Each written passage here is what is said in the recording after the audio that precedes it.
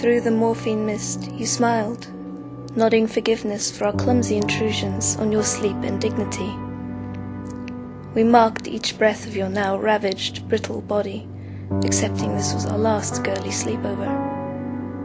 We gently filed your fingernails that your cancer had force-fed into talons, then painted them a defiant purple.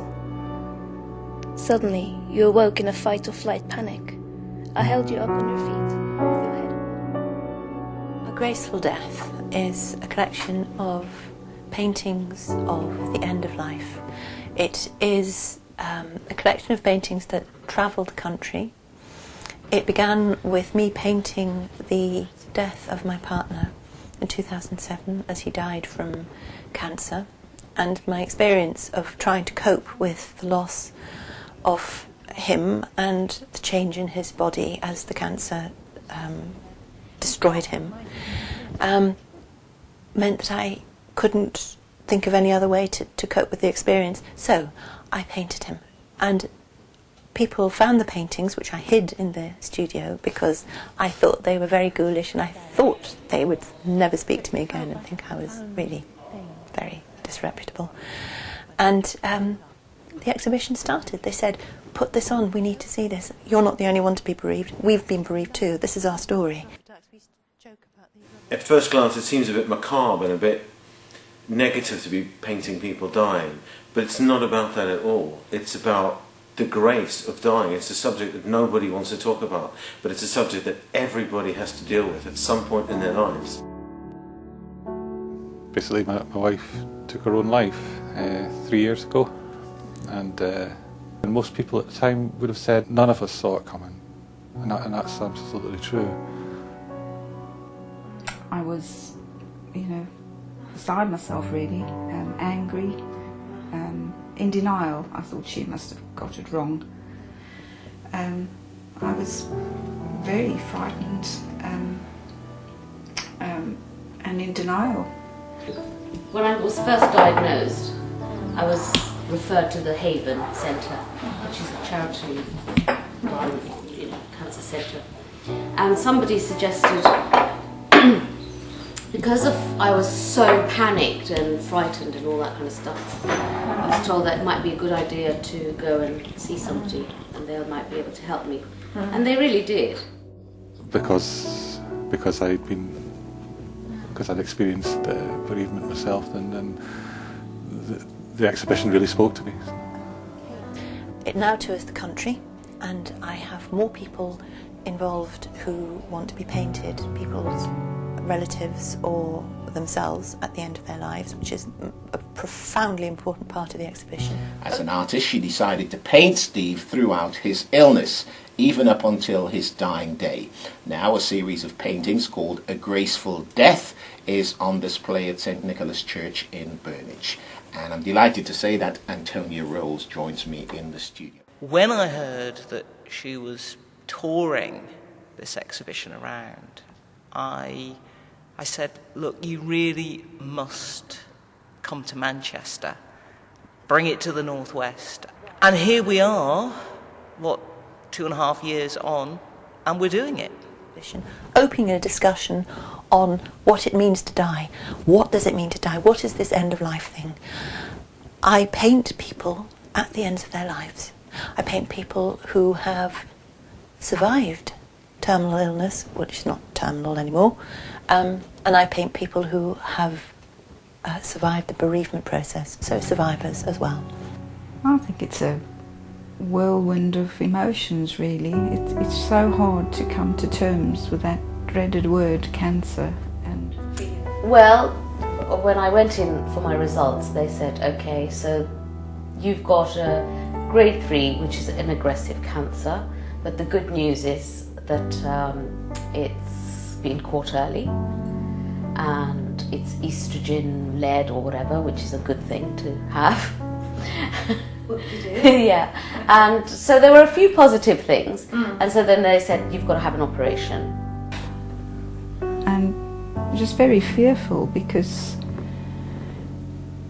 the recovery rates are good, they're getting better, and yet you still don't know. I think that's why I was explaining the other day. It's something you have to work at every day, because you can let it ruin the rest of your life if you allow it to consume you. Our love story is done. It's time for you to sleep, and I won't leave until you go. Don't fear for me. Just sleep and gently let my fingers loose. It's time to go. Good night, my love. Good night. A lot of people want to say something as they're dying. They want their truth to come out. They want to say, this, I am so-and-so, here's what I'm going to say. And the paintings are very truthful. I don't prettify them, and I don't make them worse. I just paint what I hope is what I see.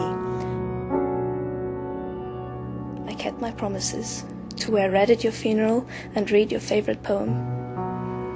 Your oldest girlfriends sobbed their identities from their safer hiding places on the back row. I can now forgive our selfish reluctance to accept your dying as well as you did. Slowly, we have learned to enjoy every And dance. also, I'm receiving a lot of poetry and prose from people, from members of the public, which I always display. I have a wall of words in the exhibitions, and these are poetry and words and whatever from people, which is extremely profound.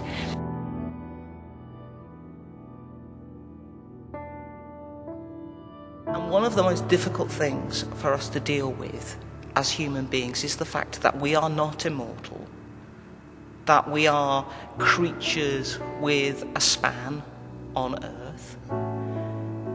And so even here, a place where week by week we talk about specifically the life, death and resurrection of Christ, even here people struggle sometimes. What has surprised me is that I had 3 friends who've died within the last 15 months of terminal illness, 2 very gracefully really, and the other slightly less so, because he was very surprised about his diagnosis and it was quite complicated. And I'd expected all those deaths to be very much at the forefront of my mind, and they have to some extent. But what has surprised me is that my dad died 19 years ago of a heart attack, and so again not a graceful death because a very sudden and unexpected death, and it's brought back more emotions about that and the fact that I wasn't able to say goodbye to him than it has about the death that I'd expected it to evoke. Yeah. Does it achieve anything? Yes, it does. It achieves a huge amount because art, it seems that art, painting, poetry, writing, can touch places which people have kept locked for a long time. Mere conversation is very difficult to unlock someone who's hurting badly. It can happen and there can be tears, but to paint something, to undergo the whole process of being painted, bringing the subject into the public arena, creating a work of art and then showing it. The humanity in the paintings, I mean, the one of the father, I mean, I was just really struck by that story of his daughter who didn't like him, but was there when he was dying and loved him. What I'd also really like to show, and what really moved me, is the role that art has to play in dealing with these subjects. It's something that people don't really think of. Art isn't just pretty pictures. Art is something that stirs us and moves us and makes us think about things. And all the great films do that. All the great art does that. It looks at our humanity in a way that we might not have grasped ourselves. Antonia, in producing this stuff, is extending my world. And that's what art does at its best. It opens up possibilities and it takes away fear and it encourages us. And so I find that, much as we're dealing with a very, very heavy subject here, I feel encouraged. In your bed, you whispered, "Let's stay here, gone to earth forever."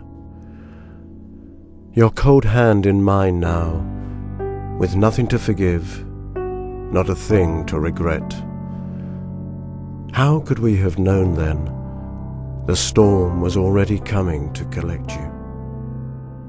And you can't help but be moved by the visual and, of course, the emotional images and the thoughts and the feelings that just well up from seeing this work. It's something very special.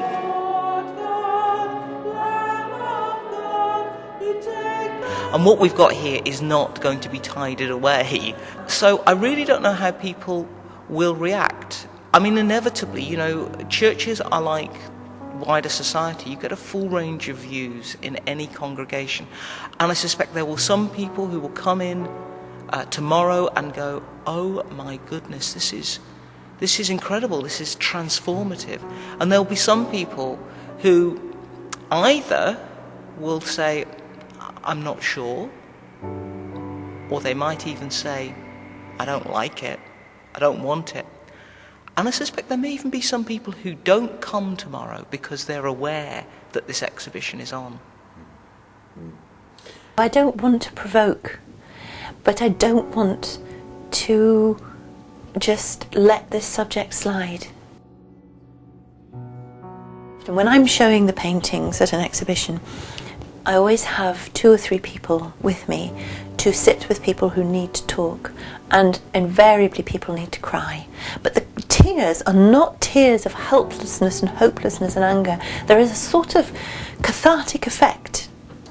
This exhibition speaks to me as someone who's had to face their own mortality. And when I look at some of these images of Steve, I see a certain level of recognition. I mean, of course, I've been blessed and lucky in being able to, be well again. So speak to me at that level. They speak to me as someone who's a minister, because I've spent many occasions sat in hospices or hospitals with the dying. I know what it felt like to be your husband, to be your friend, and to be your partner. And I know that for those 12 years we were together, I felt completely loved. More loved than I've ever felt in my life. There were 2 ways I could go. I could either get really depressed and miserable and stay at home under my duvet and feel really sorry for myself with what had happened to me. Or I could just go, oh my God, this has actually made me realise I've got to live life, because I still have life, and I should just, really enjoy it and make the most of it. And so in that way it's quite brilliant, because I decided actually I wanted to live life, because even if I have, my life has been curtailed by whatever years or whatever, then at least I should make the best of this time. Well then, I suppose, not sure really. I think you just need to have that inner peace really. I think if, as a Christian woman, death shouldn't be anything to fear really. It should be, I was once told, it's like walking out of the dining room into the kitchen. And if you can paint that in your head and think it's not the end. When we are done, and they see the pages of our life, bound and nestling together, I want them to turn to each other and say, theirs was a good book. Such characters. What a story. Some will see the life and laughter, some the pain and death. Some will see God and love, but they'll all know a good book when they see one. And when I read our book, I want to read about all the laughter and all the pain, all the life and all the death, all the God and all the love, because a good book has it all.